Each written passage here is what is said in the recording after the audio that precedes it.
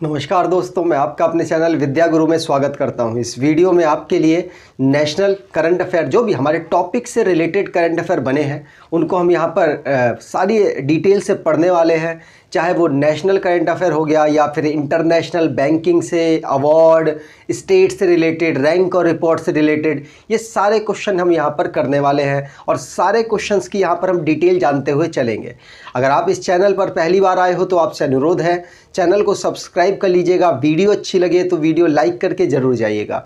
हर question को यहाँ पर डिटेल बताने की कोशिश करूँगा जिससे कि आपको वो लंबे समय तक याद हो सके, क्योंकि करंट अफेयर एक ऐसा सब्जेक्ट है जिसमें हमें याद रखना बहुत ज़रूरी होता है। हर दिन नया बनता है, उसको कैसे हम याद रखें, लंबे समय तक याद रख पाए, पेपर में हमें क्लिक कर पाए, इसीलिए आपको ये वीडियो देखने की इम्पॉर्टेंस ज़्यादा समझ आएगी। आप थोड़ी देर रुकिए, आपको बहुत अच्छी डिटेल यहाँ पर देता हुआ चलूँगा। सबसे पहले बात होगी नेशनल करंट अफेयर की। तो पहला क्वेश्चन है यहाँ पर, मिनिस्ट्री ऑफ कल्चर जो इस समय पर कौन लीड कर रहे हैं? अगर यूनियन मिनिस्टर की बात की जाए तो इस समय पर रेड्डी साहब जी लीड कर रहे हैं, लेकिन मिनिस्टर ऑफ स्टेट इस समय पर मीनाक्षी लेखी हैं। आप देख सकते हैं यहाँ पर, तो मिनिस्टर ऑफ स्टेट इस समय पर मीनाक्षी लेखी, साथ साथ ये एक्सटर्नल अफेयर में भी मिनिस्टर ऑफ स्टेट है, यहाँ पर लिखा हुआ है मैंने।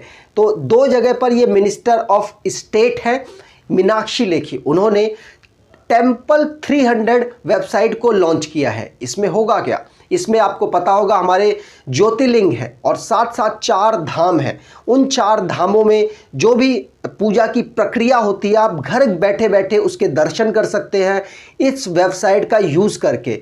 बहुत इम्पॉर्टेंट वेबसाइट है जो आस्था में बिलीव रखने वाले पर्सन्स हैं उनके लिए, क्योंकि जो ज्योतिर्लिंग है 12 ज्योतिर्लिंग, उनके दर्शन यहाँ पर आपको मिल जाएंगे और साथ साथ 4 धाम में जिस तरीके से पूजा होती है उसकी यहाँ पर आपको लाइव टेलीकास्ट आपको मिलने वाला है। मतलब जो आस्था में विश्वास रखते हैं उनके लिए बहुत बड़ी वेबसाइट लॉन्च की गई है मिनिस्टर ऑफ स्टेट कल्चर के द्वारा, जिनका नाम है मीनाक्षी लेखी।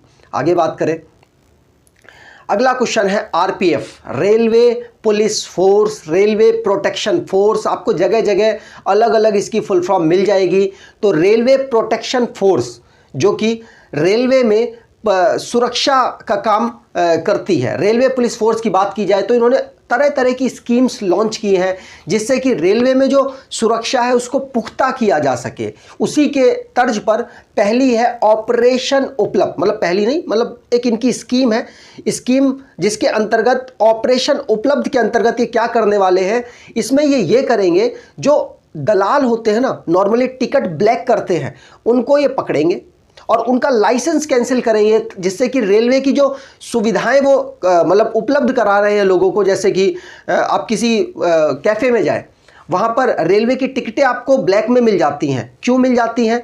क्योंकि वो जो दलाल से उनकी कनेक्शन है ना, वो ऑलरेडी टिकट अपने पास रिजर्व रखता है। रिजर्व रखने के बाद में जब जो नीडी पर्सन है वो उनके पास पहुंचते हैं तो उनको ब्लैक में वो टिकट प्रोवाइड करा देते हैं। तो यहाँ पर आरपीएफ ने, रेलवे प्रोटेक्शन फोर्स ने ऑपरेशन उपलब्ध के अंतर्गत इलीगल जो टिकटिंग कर रहे हैं, जो जिनको नॉर्मली हम दलाल कहते हैं, उन पर्सन के जो नंबर्स हैं, जो उनकी रेलवे से कनेक्शंस हैं, उनकी आईडीज़ हैं, उनको वो ब्लॉक करने वाले हैं और बड़े बड़े एक्शंस करेंगे जिससे कि आगे वो ये काम ना कर सके। याद रखिएगा, रेलवे पुलिस फोर्स ने, रेलवे प्रोटेक्शन फोर्स ने ऑपरेशन उपलब्ध को अभी चलाया है जिससे कि इलीगल टिकटिंग को रोका जा सके।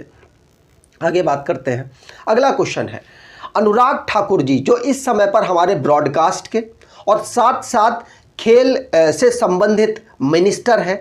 उन्होंने खेलो इंडिया यूनिवर्सिटी गेम, आपको पता है भारत में खेलो इंडिया यूनिवर्सिटी गेम्स ऑर्गेनाइज होते हैं। 2021 में इसको ऑर्गेनाइज नहीं करा पाए थे कोरोना वायरस की वजह से, जिसकी वजह से इस साल इसको ऑर्गेनाइज कराया जाएगा कर्नाटका में इसको ऑर्गेनाइज कराया जाने वाला है।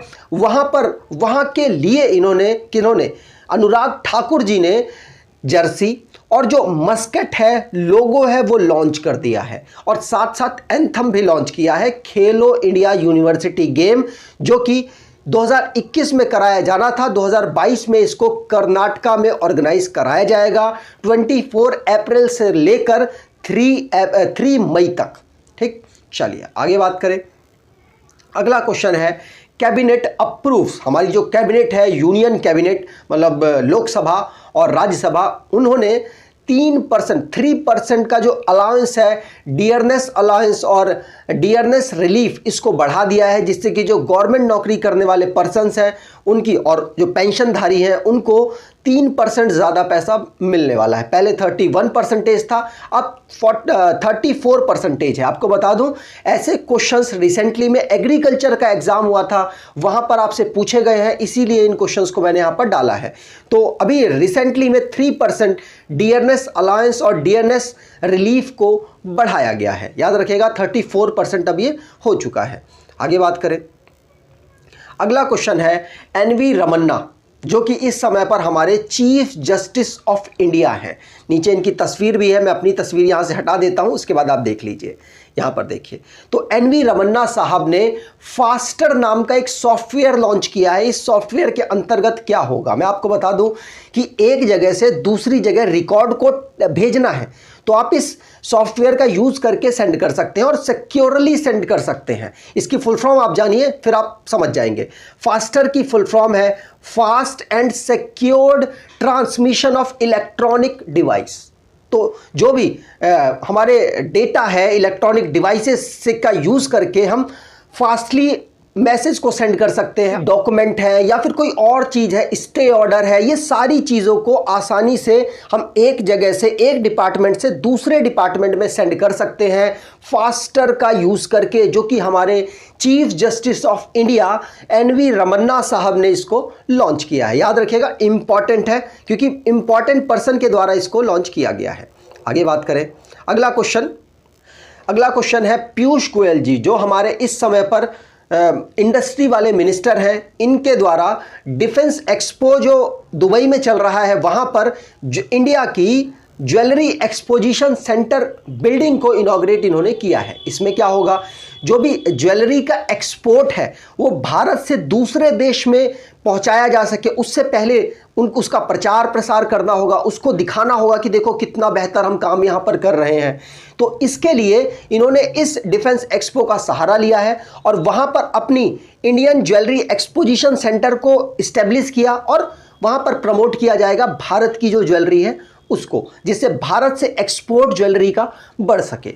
ठीक है, याद रखिएगा पीयूष गोयल जी ने किया है, दुबई में ये वाला जो डिफेंस एक्सपो है ऑर्गेनाइज कराया गया है।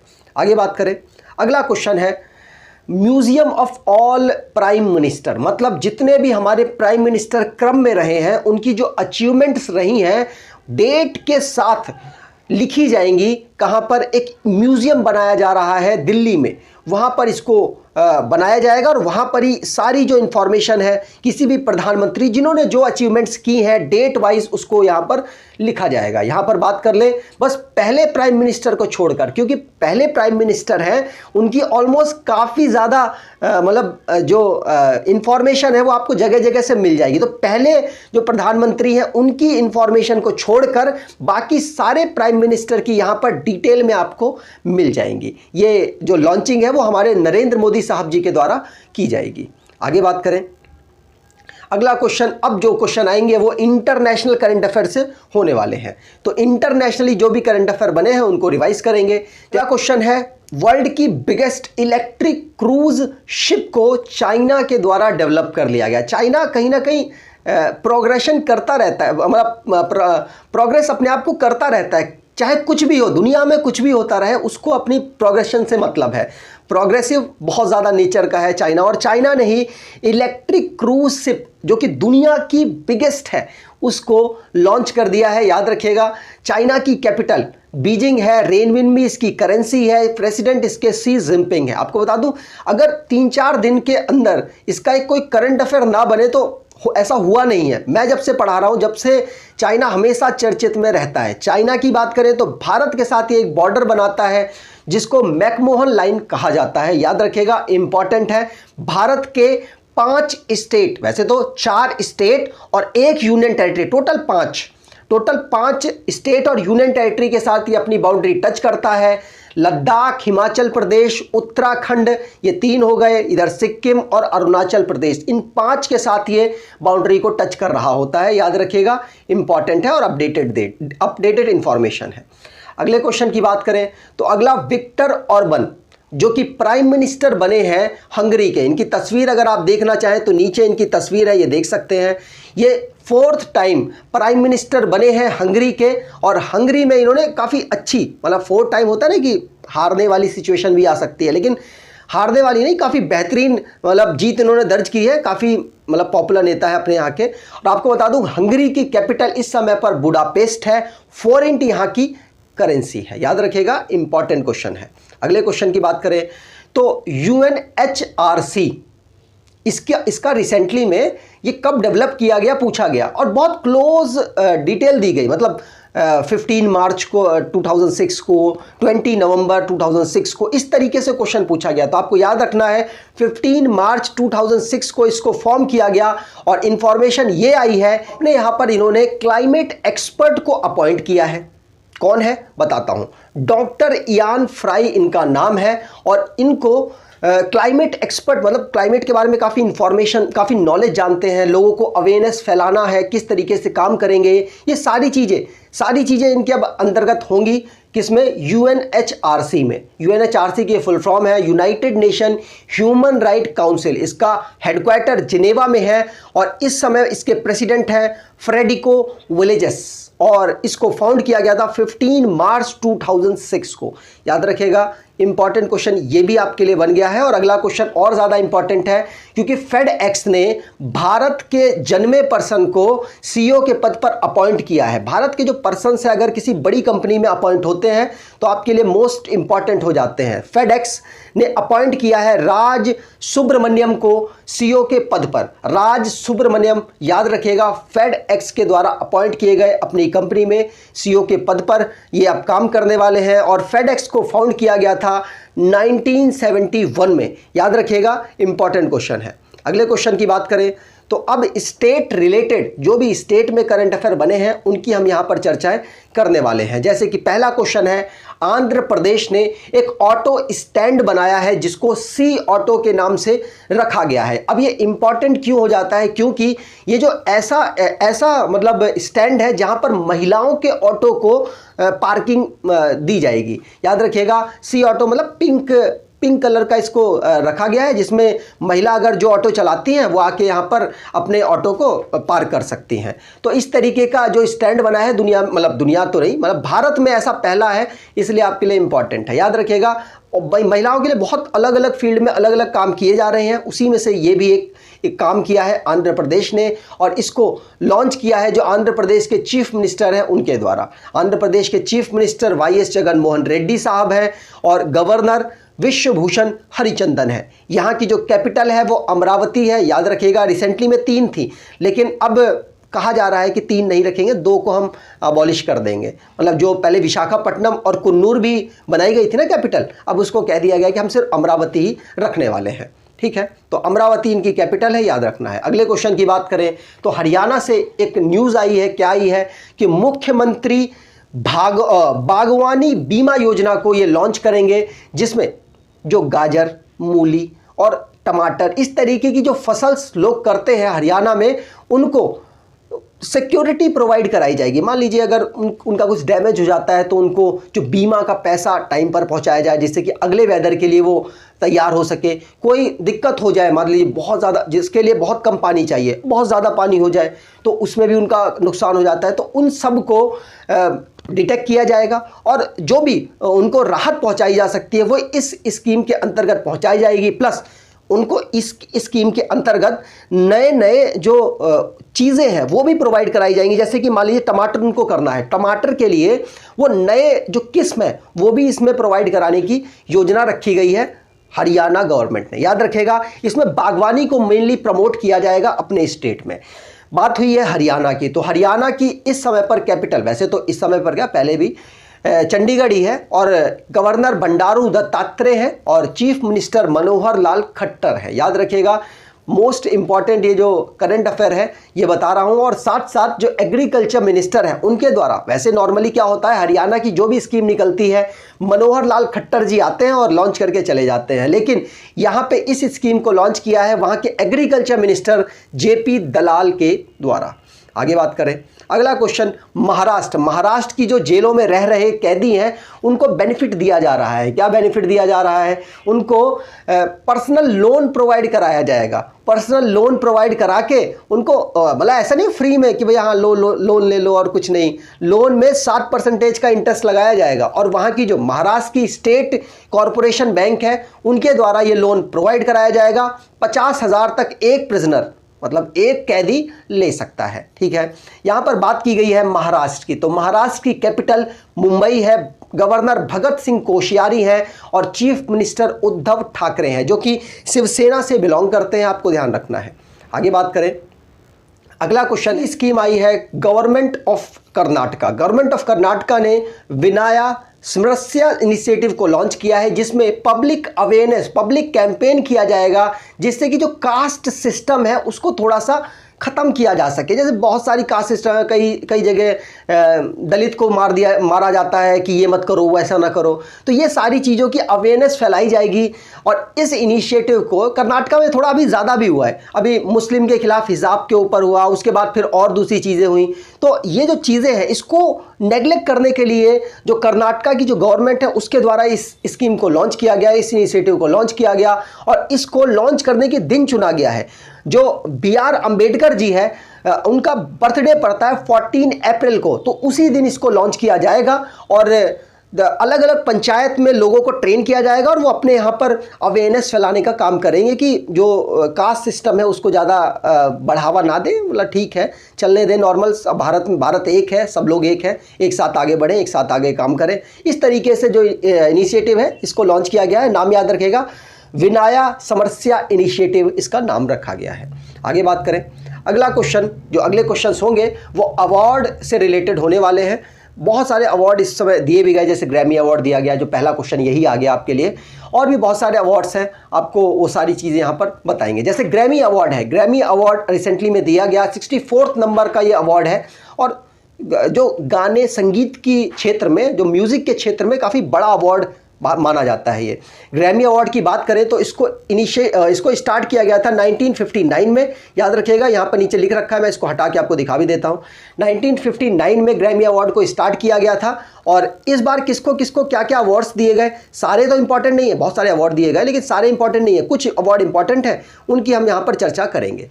जैसे कि पहला क्वेश्चन जो है इसमें लिखा हुआ वो बहुत इंपॉर्टेंट है, जैसे एल्बम ऑफ द ईयर किसको दिया गया, VR को, याद रखिएगा, इंपॉर्टेंट है, बहुत ज़्यादा सारी याद नहीं करने, लेकिन जो मैं बता रहा हूँ वो आप जरूर याद कर सकते हैं। Record of the year leave the door open को दिया गया। ये दो चीज़ें आपको याद रखनी है। रैप, बहुत ज़्यादा रैप के ऊपर काम चल रहा है, भारत देश में भी रैप काफ़ी तेज़ी से अपने पैर पसार रहा है और दुनिया में भी पसार रहा है, लोगों को अच्छा लगता है रैप सुनना, तो उसी में रैप और जो बेस्ट रैप एल्बम है वो call me if you get lost इसको दिया गया है, याद रखिएगा, ये भी इंपॉर्टेंट है। 4th नंबर का भी आपको याद रखना है। और एक और यहाँ पर है, कौन सा, song of the year leave the door open, इसको दिया गया है, इसको रिकॉर्ड ऑफ द ईयर और सॉन्ग ऑफ द ईयर दिया गया है। 4 आपको याद रखने हैं इस पूरे में और इसी से क्वेश्चन बनता है, mainly album of the year से क्वेश्चन आया है, याद रखिएगा।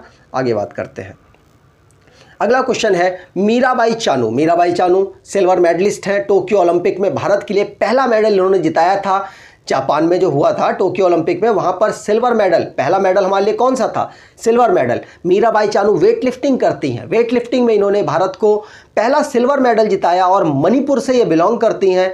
इनको इस BBC के द्वारा sports women of the year award से सम्मानित किया गया है। और याद रखिएगा, इनको ये अवार्ड मिला है ना, इनके साथ साथ और 2 अवार्ड मिले हैं, 2 अवार्ड हैं। वो अवार्ड कौन कौन से हैं तो देखिए, पहला अवार्ड है इमर्जिंग प्लेयर, BBC ने emerging player of the year से सम्मानित किया है सैफ अली को, जो कि सैफ अली वर्मा उनका पूरा नाम है, क्रिकेटर है, काफ़ी युवा प्लेयर हैं। और जो 3rd अवार्ड है वो लाइफ टाइम अचीवमेंट अवार्ड सम्मानित किया गया कर्णम मल्लेश्वरी को, जो कि भारत के लिए पहली वुमेन बनी थी जिन्होंने ओलंपिक में मेडल जिताया था। कांस्य पदक था, लेकिन मेडल तो मेडल होता है ना, उन्होंने पहला जिताया था, इसलिए उनको बेस्ट लाइफ टाइम अचीवमेंट का अवार्ड दिया गया बीबीसी के द्वारा। 3 अवार्ड याद रखिएगा। पहला अवार्ड है sports women of the year Mirabai Chanu, और उसके बाद दूसरा अवार्ड है इमर्जिंग प्लेयर सैफाली वर्मा। तीसरा लाइफ टाइम अचीवमेंट अवार्ड वो दिया गया था किनको? कर्नम मल्लेश्वरी को। आगे बात करेंगे। अगला क्वेश्चन, प्रेसिडेंट रामनाथ कोविंद जी ने, इसको हटा देता हूं यहां से, प्रेसिडेंट रामनाथ कोविंद जी ने नेशनल वाटर अवार्ड अनाउंस किए। वैसे प्रेसिडेंट साहब चुनते नहीं है, ये चुनते कौन है, ये अवार्ड कौन चुनेगा? तो हमारे जो जल मिनिस्ट्री है उनके द्वारा इनको ये अवार्ड चुने जाएंगे, मतलब किसने बेहतर परफॉर्मेंस किया जल को सुरक्षित करने में, इसके लिए अवार्ड दिया जाता है। तो उत्तर प्रदेश, वैसे टोटल ये अवार्ड 57 दिए गए, लेकिन उसमें से उत्तर प्रदेश ने बहुत बेहतरीन परफॉर्मेंस किया अपने यहाँ पर, इसीलिए उनको top award, top state of the, मतलब वाटर को कंजर्व करने में बेहतर परफॉर्मेंस के लिए उनको उत्तर प्रदेश को ये अवार्ड मिला है। ठीक है, टॉप स्टेट रहा है, आपको ध्यान रखना। और भी अलग अलग अवार्ड, अब और अलग अलग अवार्ड कौन से दिए गए? देखिए, जोन वाइज दिए गए, पंचायत वाइज दिए गए, विलेज वाइज दिए गए, जोन भी बहुत सारे, नॉर्थ जोन, ईस्ट जोन, तो सारे याद नहीं रखने हैं ना, सिर्फ हमको ये याद रखना है कि टॉप पोजीशन पर कौन था।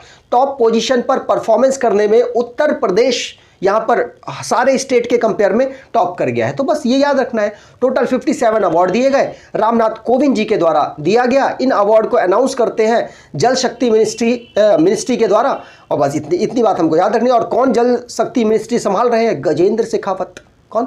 गजेंद्र सिंह शेखावत। आगे बात करेंगे। अगला क्वेश्चन, जो ऑस्कर है, ऑस्कर में भारत से जो बिलोंग करते हैं नमित मल्होत्रा जी, उनको डून के लिए ऑस्कर दिया गया है। याद रखिएगा, भारत से अगर बिलोंग करते हैं तो आपके लिए इंपॉर्टेंट हो जाते हैं। बगल में तस्वीर लगी हुई है, यहाँ पर आप देख सकते हैं कि इनको डून के लिए ऑस्कर में अवार्ड मिला है। कौन? नमित मल्होत्रा जी। अब नमित मल्होत्रा जी का नाम हमारे लिए इंपॉर्टेंट हो जाता है, हमारे एग्जाम में पूछा जा सकता है कि जो 2022 में ऑस्कर दिया गया उसमें कोई भारतीय विजेता था? बिल्कुल, कौन थे? नमित मल्होत्रा। बात की जाए, इनको जो डून के लिए अवार्ड मिला है डबल नेगेटिव के लिए, मतलब DNEG, तो इसका हेडक्वार्टर कहाँ पर है? लंदन में है, और इसको फाउंड किया गया था 1998 में, लंदन में ही इसको फाउंड किया गया था। आगे बात करेंगे। अब स्पोर्ट्स से रिलेटेड क्वेश्चन हमारे आने वाले हैं। ठीक है, चलिए आगे बात करें। तो पहला क्वेश्चन है मियामी ओपन टेनिस टाइटल। मैंने आपको लास्ट वीडियो में बताया था कि टेनिस की नंबर 1 प्लेयर एस्ले बाल्टी ने रिटायरमेंट की घोषणा कर दी है। वो नंबर 1 प्लेयर थी वुमेन में। अब सोचिए, वो नंबर 1 प्लेयर थी तो उनकी जगह कोई ना कोई तो लेगा, तो जो इस टूर्नामेंट को जीत गया है उनके द्वारा ही नंबर 1 की पोजीशन को ले लिया गया। वो कौन है? ईगा स्वेतक के द्वारा मियामी ओपन टेनिस टाइटल को जीत लिया गया, और इसके जीतने के साथ ही ये नंबर 1 प्लेयर बन गई है टेनिस में। इन्होंने हराया किसको है? तो नाओमी ओसाका, जो कि जापान से बिलोंग करती है, उनको हराया है। और ईगा स्वेतक की बात कर दी जाए तो ये पोलैंड से बिलोंग करते हैं, पोलैंड में इनका जन्म हुआ था, आपको ध्यान रखना है। ये तो वुमेन की बात हो गई। मियामी ओपन जो टाइटल हुआ है, तो टेनिस टाइटल हुआ है, ये तो वुमेन की बात हो गई, ईगा स्वेतक ने जीत लिया। लेकिन मेन में किसने जीता है? तो मेंस का जो सिंगल है कार्लोस अल्कराज, जो कि स्पेन से बिलोंग करते हैं, उनके द्वारा जीत लिया गया, नॉर्वे के कास्पर रूड को हराकर। आगे बात करें, ऑस्ट्रेलियन की जो टीम है उसने Indian women cricket world cup को जीत लिया। इंडियन वुमेन ही ICC women cricket world cup को जीत लिया। तो ऑस्ट्रेलिया ने 12वें नंबर का, 12th नंबर का हो रहा था, कहाँ हो रहा था? न्यूजीलैंड में इसको ऑर्गेनाइज कराया जा रहा था। ऑस्ट्रेलिया ने 7वीं बार, 7th टाइम वर्ल्ड कप जीता है। और याद रखिएगा, 4 बार जीता है इंग्लैंड ने, 1 बार जीता है न्यूजीलैंड ने। इन 3 टीमों के अलावा किसी और ने वर्ल्ड कप नहीं जीता। भारत की अगर बात करें तो 2005 में और 2017 में भारत फाइनल तक पहुंचा, लेकिन वहां पर हार गया था। याद रखिएगा, इस बार का जो वर्ल्ड कप है women's cricket world cup ICC वाला, वो ऑस्ट्रेलिया के द्वारा जीत लिया गया, न्यूजीलैंड में ऑर्गेनाइज कराया गया। और 2nd पोजीशन, मतलब हारा कौन है फाइनल में? तो इंग्लैंड ने हारा है। 2017 में इंग्लैंड जीता था, इस बार ऑस्ट्रेलिया से हार गया। ठीक है, चलिए आगे बात करें। और बेस्ट प्लेयर का टूर्नामेंट का अवार्ड मिला है एलिसा हेले को, जो कि ऑस्ट्रेलिया से बिलोंग करती है, बहुत रन बनाए हैं इन्होंने। ठीक, आगे बात करें। अगला क्वेश्चन है, मेघालय में 83rd नंबर का नेशनल टेबल टेनिस चैंपियनशिप को ऑर्गेनाइज कराया जाएगा। बस इतनी इंफॉर्मेशन है। मेघालय के जो चीफ मिनिस्टर हैं, जिनका नाम है संगमा साहब है, मेघालय के जो चीफ मिनिस्टर है इस समय पर संगमा साहब है, उन्होंने इसको लॉन्च किया है। याद रखना है, मेघालय की जो कैपिटल है वो शिलोंग है। गवर्नर सत्यपाल मलिक जी हैं। आगे बात करें, अगला क्वेश्चन है, कनाडा की जो फुटबॉल टीम है, बहुत साल हो गए, अभी वो फाइनल में, मतलब फाइनल नहीं कह रहा हूँ, जो फीफा का वर्ल्ड कप है कतर में ऑर्गेनाइज होने वाला है, वहाँ पर ये पार्टिसिपेट करेंगे। समझ रहे हैं, मतलब 1986 के बाद ऐसा हुआ है फुटबॉल में कि कनाडा की, भारत आ रहा है दिमाग में, कनाडा की जो टीम है वो अब पार्टिसिपेट करेगी और काफ़ी सालों बाद ये पार्टिसिपेट करने वाली है, इसलिए करंट अफेयर बना है। कनाडा की बात करें तो कोस्टल लाइन, दुनिया में सबसे बड़ी कोस्टल लाइन बनाने वाला जो देश है वो कनाडा है। कनाडा की कैपिटल ओटावा है और इसकी करेंसी कनेडियन डॉलर है। ठीक है, याद रखना है। भारत की जो टीम है वो फुटबॉल में इतनी अच्छी नहीं है, तो इसलिए वर्ल्ड कप में पार्टिसिपेट कर ही नहीं पाती। ठीक है, कोई बात नहीं, लेकिन कतर में इस बार ऑर्गेनाइज होने वाला है, याद रखिएगा। 22वां जो 2022 का जो वर्ल्ड कप है फुटबॉल का, वो याद रखिएगा। आगे बात करें, अगला क्वेश्चन है एडिडास, मतलब क्या होगा मैं बताता हूँ। देखिए, फुटबॉल और यूज़ की जाएगी कहाँ पर, जो कतर में वर्ल्ड कप होना है, उसकी जो बॉल है, बॉल किस ब्रांड की होगी, उसमें कौन से ब्रांड का स्टिकर लगा होगा, तो उसमें एडिडास का स्टिकर लगा होगा। यही बस न्यूज़ है। एडिडास को मतलब फ्रेंचाइजी कह लीजिए या फिर जो अलाउ कर दिया गया है कि भाई आपकी ब्रांड की बॉल आप अपने ब्रांड लगाइए और बॉल को हमको प्रोवाइड कराइए, तो बॉल का खर्चा आपको देना है, अपनी ब्रांड प्रमोट कीजिए। तो एडिडास अब फीफा वर्ल्ड कप में जो बॉल है, बॉल यूज़ होने वाली है, वो अब प्रोवाइड कराने वाला है। ठीक है, चलिए ये आगे बात करें। और मेसी साहब को यहाँ दिखा रखा है, अर्जेंटीना के बेहतरीन प्लेयर हैं। अपॉइंटमेंट से रिलेटेड जो क्वेश्चंस है अब वहाँ यहाँ पर चर्चा उसकी करने वाले हैं। तो अरुणभा घोष जी को यूनाइटेड नेशन, अभी रिसेंटली में मैंने आपको बताया था कि वहाँ पर अभी अपॉइंट किए गए हैं जो क्लाइमेट से काम करने वाले पर्सन हैं। इसी तरीके से भारत से नेट जीरो एमिशन कमिटमेंट के लिए काम करने वाले एक पर्सन को अपॉइंट किया गया, जिनका नाम अरुणभा घोष है। याद रखिएगा, भारत से बिलोंग करते हैं, इसलिए आपके लिए इंपॉर्टेंट है।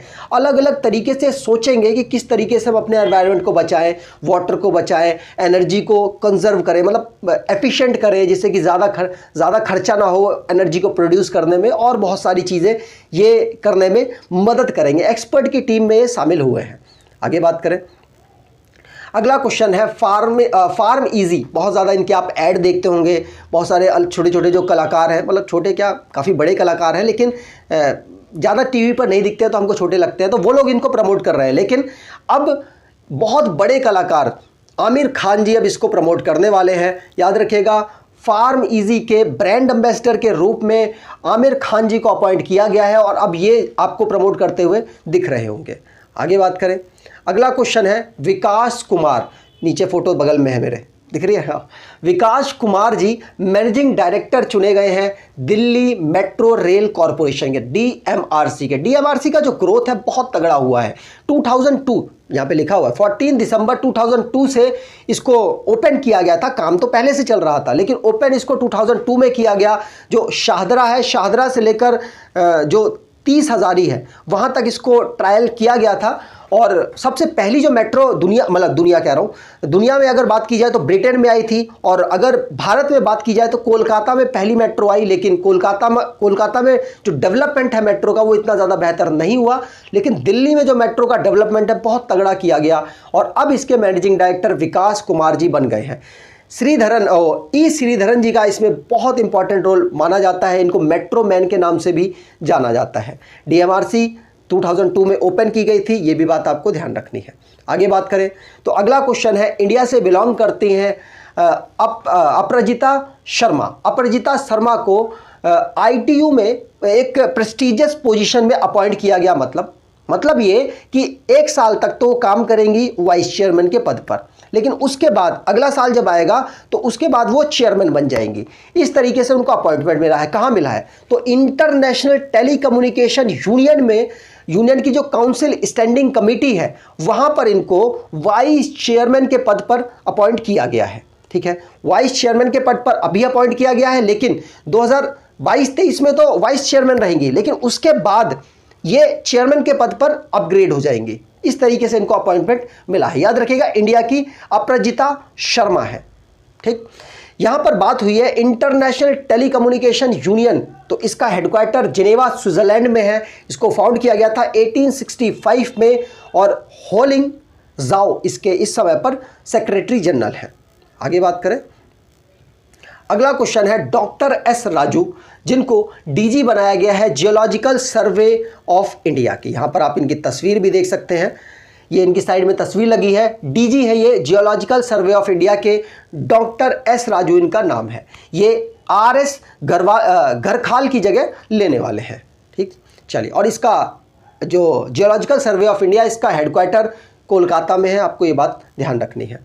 अगले क्वेश्चन की बात करें तो अगला क्वेश्चन है विश्वास पटेल जी, इसको हटा देता हूं, विश्वास पटेल जी जो कि पेमेंट काउंसिल ऑफ इंडिया के चेयरमैन के पद पर दोबारा से अपॉइंट किए गए हैं, रीअपॉइंटमेंट है। याद रखिएगा, विश्वास Patel, payment council of India, payment, Bharat की जो पेमेंट है उस पर हमको विश्वास है। इस तरीके से आप इनको याद कर सकते हैं। चेयरमैन है ये पेमेंट काउंसिल ऑफ इंडिया के।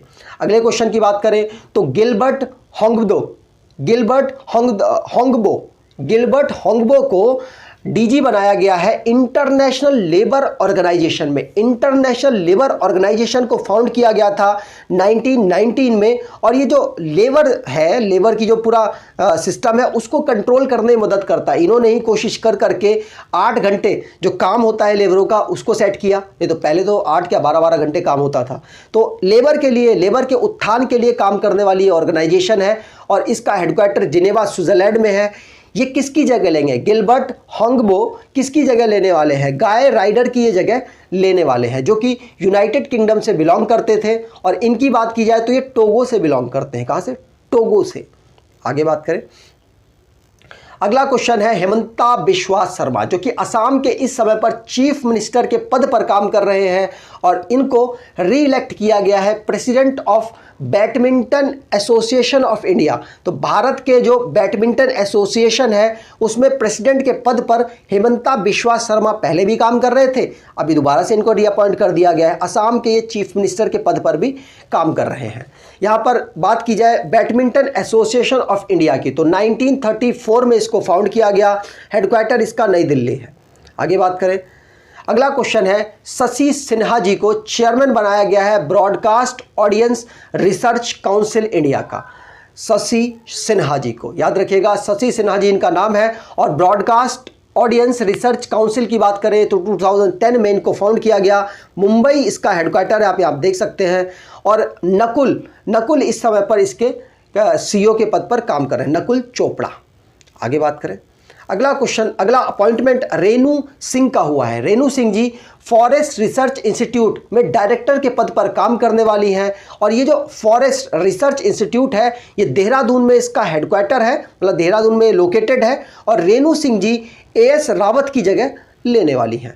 आगे बात करें, अब जितने क्वेश्चन आएंगे वो रैंकिंग और रिपोर्ट से रिलेटेड क्वेश्चंस आने वाले हैं। ठीक है, चलिए आगे बात करें तो भारत में अनएम्प्लॉयमेंट डिक्रीज हुआ है, मानना है मार्च, मतलब रिपोर्ट है मार्च के मंथ की।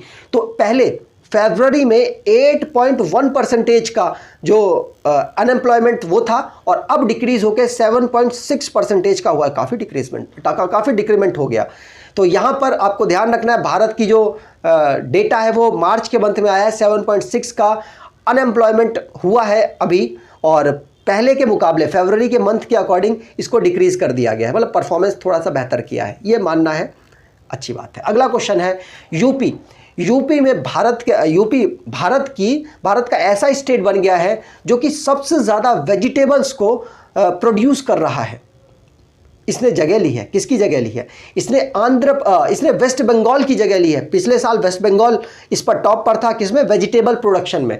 लेकिन अब वेस्ट बंगाल की जगह उत्तर प्रदेश टॉप हो गया है। लेकिन आंध्र प्रदेश पहले भी फ्रूट्स में टॉप पर था। फ्रूट्स को प्रोड्यूस करने में आंध्र प्रदेश टॉप पर था, और अभी भी फ्रूट्स को प्रोड्यूस करने में आंध्र प्रदेश ही टॉप पर है, और वेजिटेबल्स में उत्तर प्रदेश।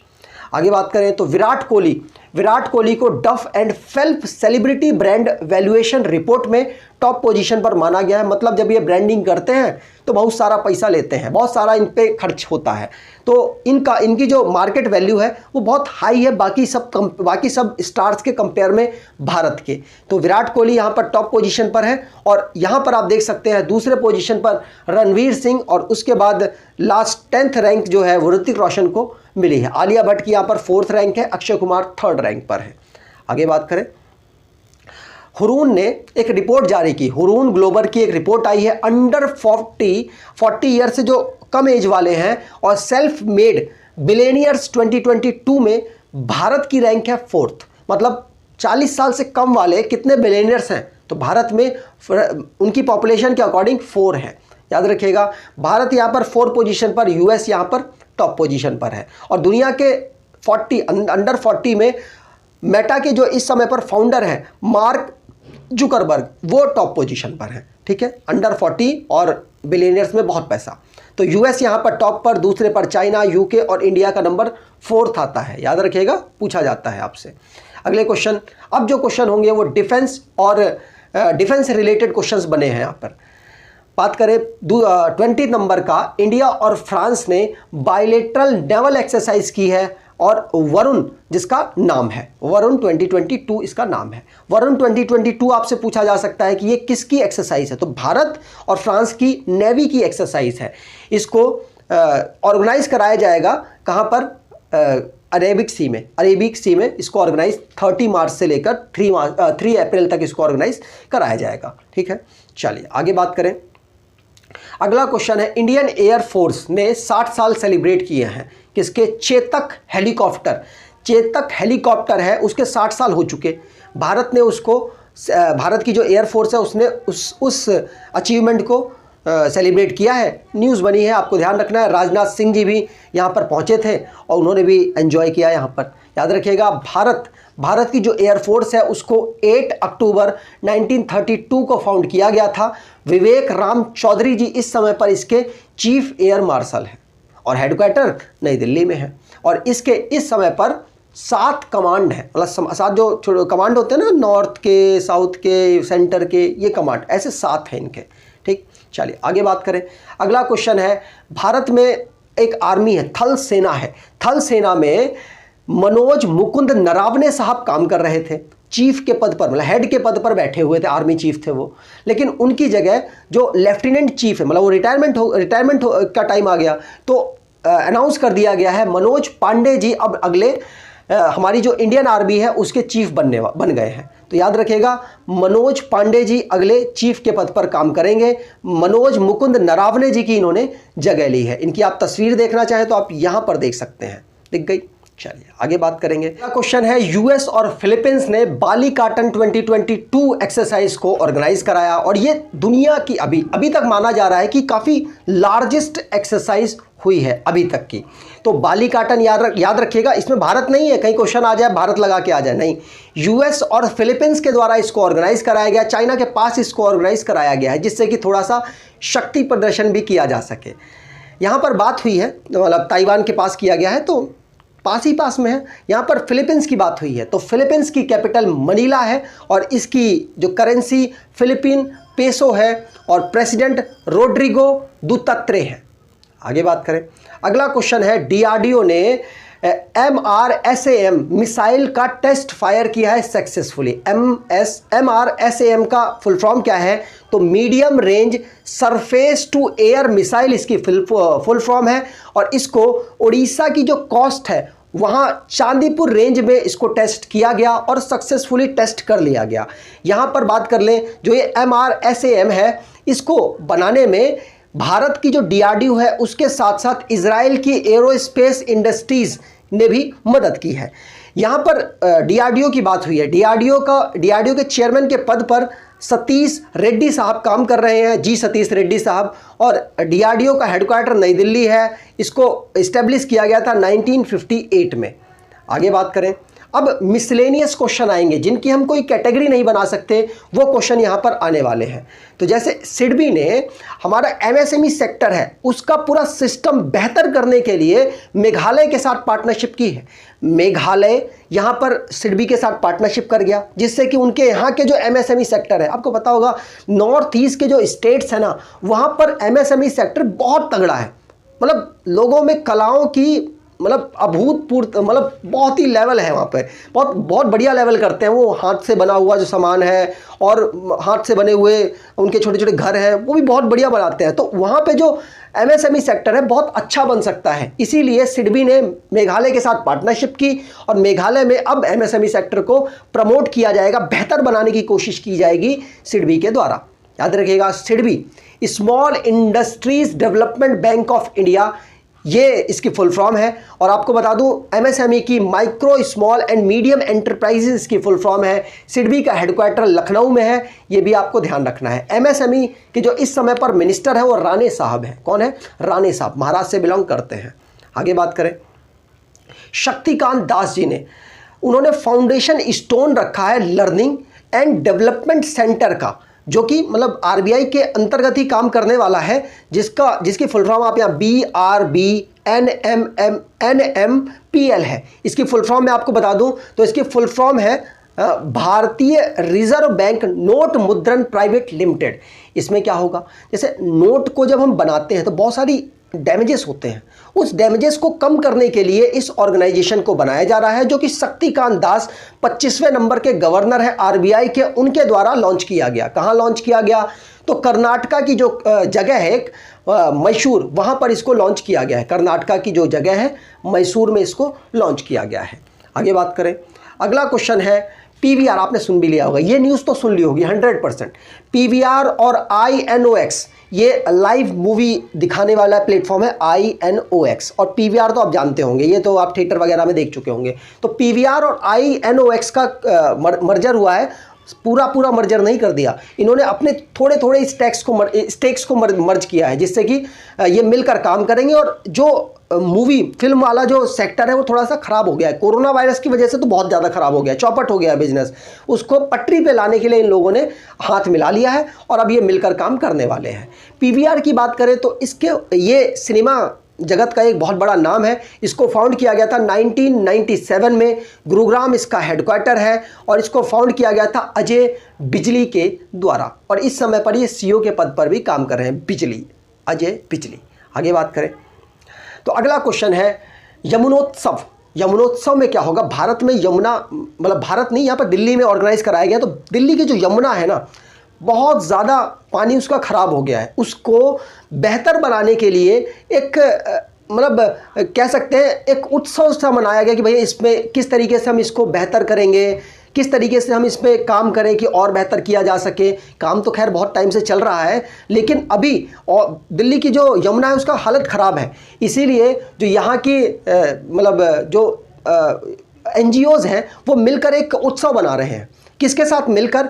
NMCG के साथ मिलकर, national mission for clean Ganga, इनका मतलब नरेंद्र मोदी जी का एक मिशन है, उसके अंतर्गत उस ऑर्गेनाइजेशन और प्लस जो NGO है ये मिलकर एक उत्सव मना रहे हैं और कोशिश करेंगे कि तो दिल्ली की जो यमुना है उसको कुछ आने वाले सालों में बेहतर किया जा सके। और इसको, ये जो उत्सव है इसको ऑर्गेनाइज कराया गया ITO यमुना घाट में। याद रखिएगा, पूछा जा सकता है आपसे। आगे बात करें, अगला क्वेश्चन है इंडिया और WHO। इंडिया और WHO मतलब पहले क्या था कि परमिशन मांग रहे थे WHO वाले कि भाई हम ना चाहते हैं कि एक सेंटर बना दें आपके यहाँ पे। कैसा सेंटर? ट्रेडिशनल मेडिसिन का सेंटर बनाना चाहते हैं। कैबिनेट ने कहा ठीक है। नरेंद्र मोदी जी बैठे और उन्होंने अध्यक्षता में अपने मतलब चेयरमैन बने उस बैठक के और कहा कि ठीक है हम देते हैं, WHO को एक परमिशन देंगे कि वो गुजरात में अगर वो सेटअप करना चाहती है ट्रेडिशनल मेडिसिन का जो सेंटर, तो वो गुजरात में सेट करेगी। कहाँ पर करेगी? तो गुजरात के जामनगर में इसको सेट करना है। तो WHO ने भी कहा ठीक है यार, हमको क्या मतलब, कहीं भी कर देंगे। तो WHO ने भी एग्री कर दिया और भारत ने भी एग्री कर दिया कि अब वो गुजरात जामनगर में सेट करने वाले हैं ग्लोबल सेंटर ट्रेडिशनल मेडिसिन का। ठीक है, चलिए आगे बात करें। और WHO तो आपको पता होगा, फुल फॉर्म इसकी वर्ल्ड हेल्थ ऑर्गेनाइजेशन है। 1948 में इसको फाउंड किया गया। हेडक्वार्टर इसका जिनेवा में है। और टेड्रोस अधनोम जो कि इथोपिया से बिलोंग करते हैं, वो इस समय पर इसके चीफ हैं। आगे बात करें, लिविंग रूट ब्रिज मेघालय में है। उसको वर्ल्ड हेरिटेज साइट यूनेस्को ने मतलब टेंटेटिव लिस्ट में डाल दिया है। भारत ने भेजा कि भाई इसको वर्ल्ड हेरिटेज साइट घोषित कर दो। तो वर्ल्ड हेरिटेज साइट घोषित करने के लिए उन्होंने क्या किया कि ठीक है हम इसको सोचेंगे, तो अपने टेंटेटिव लिस्ट में डाल दिया है। यही एक इन्फॉर्मेशन निकल के आई है। लिविंग रूट ब्रिज जो कि मेघालय में लोकेटेड है और उसको वर्ल्ड हेरिटेज साइट घोषित बाद में कर सकती है यूनेस्को, और उसने अभी रिसेंटली में इसको टेंटेटिव लिस्ट में डाला है। ठीक है, यहां पर टेंटेटिव लिस्ट में डाला है। ठीक है, तो इस समय पर भारत की कितनी world heritage site permanent list में है? तो आपको बता दूं 40 इस समय पर भारत की परमानेंट लिस्ट में है। आपको पता होगा जो लास्ट 40 नंबर की थी वो कौन थी? तो वो जो सिंधु घाटी सभ्यता मतलब इंडस वैली सिविलाइजेशन की एक साइट है, उसका नाम है धौलावीरा उसका नाम है। 40 नंबर की जो वो साइट है वो भारत की यूनेस्को के द्वारा घोषित की गई और गुजरात में वो लोकेटेड है। आपको बता दूं जो धौलावीरा है, धौलावीरा तो गुजरात में है। और अभी 39 नंबर की जो साइट है वो कौन सी थी? तो 39 नंबर की साइट थी रमप्पा टेम्पल जो कि तेलंगाना में लोकेटेड है। याद रखना है 39 नंबर की थी। और पहली कौन थी? भारत में 1989 में पहली साइट को घोषित किया गया यूनेस्को ने वर्ल्ड हेरिटेज साइट। कौन सी थी पहली? तो अजंता की गुफाएं, अजंता केव्स को पहली बार अनाउंस किया गया जो कि 1983 में किया गया। उसी साल 4 साइट्स को यूनेस्को ने भारत की वर्ल्ड हेरिटेज साइट घोषित किया है। याद रखिएगा, इंपॉर्टेंट क्वेश्चन आपको बताए गए हैं। यूनेस्को की बात करें तो इसको फाउंड किया गया था 1945 में। फ्रांस पेरिस इसका हेडक्वार्टर है। मेंबर 193 हैं और आंद्रे अजोले इस समय पर इसके हेड हैं। आगे बात करें, अगला क्वेश्चन है चंद्रपुर डिस्ट्रिक्ट। ये क्वेश्चन आपको लग रहा होगा ये रिपीट है। देखिए, अभी रिसेंटली में एक ऑर्गेनाइजेशन है, उसने ना टेम्परेचर ऑब्जर्व किया था। कुवैत का टेम्परेचर सबसे हाईएस्ट ऑब्जर्व किया गया। आई थिंक 53.7 मैंने आपको लिखवाया था लास्ट क्लास में। यहाँ पर चंद्रपुर जो डिस्ट्रिक्ट है महाराष्ट्र में ये पड़ता है। यहाँ पर हाईएस्ट टेम्परेचर नहीं, 3rd हाईएस्ट टेम्परेचर ऑब्जर्व किया गया है। आपको ध्यान रखना, डिस्ट्रिक्ट की यहाँ पर बात हो रही है, छोटी छोटी सिटीज़ की बात हो रही है। देश में कुवैत है, एक ऑर्गेनाइजेशन ने वो वाला टेम्परेचर ऑब्जर्व किया था। यहाँ पर जो ऑर्गेनाइजेशन है उसने चंद्रपुर डिस्ट्रिक्ट में महाराष्ट्र में है। ये 3rd हॉटेस्ट प्लेस है दुनिया का। पहला हॉटेस्ट प्लेस कौन है इस ऑर्गेनाइजेशन के अकॉर्डिंग? तो इसको यहाँ पे सेट करके यहाँ पे बताता हूँ। तो जो इसका पहले टॉप पोजीशन पर है वो है काए सिटी माली का, जिसमें 44.4 डिग्री सेल्सियस ऑब्जर्व किया गया।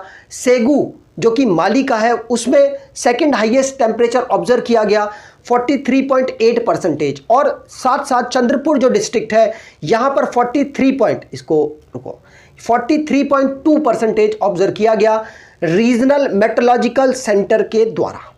आगे बात करेंगे, अगला क्वेश्चन है टाटा ग्रुप जो कि अब बनाने वाला है सुपर ऐप से क्या होगा? सुपर ऐप से ये जो फ्लिपकार्ट है, अमेजन है, रिलायंस ग्रुप्स की जो जियो मार्ट ऐप है, इनको अब कंपटीशन देने वाला है टाटा ग्रुप। और टाटा ग्रुप का जो मार्केट वैल्यू है, मतलब लोगों के अंदर उसकी जो भावना है, टाटा ग्रुप की जो भावना बहुत जुड़ी हुई है। अगर ये ऐप लॉन्च करता है तो यकीन मानिए लोग इनको फॉलो करेंगे और इनका बिजनेस इफेक्ट होगा। किनका? अमेजन, फ्लिपकार्ट और रिलायंस का। ठीक है, तो अब इनकी एक नई ऐप आने वाली है, आपको ध्यान रखना है, इसका नाम है सुपर ऐप। ठीक है, टाटा ग्रुप इसको लॉन्च करने वाला है। अगर आपको एक क्वेश्चन की सीरीज़ अच्छी लगी है, अगर आपको इन्फॉर्मेटिव वीडियो लगी है तो आपसे अनुरोध है वीडियो को लाइक कर दीजिएगा, चैनल को सब्सक्राइब कर लीजिएगा और एटलीस्ट अपने कुछ दोस्तों तक वीडियो को शेयर ज़रूर कीजिएगा। धन्यवाद।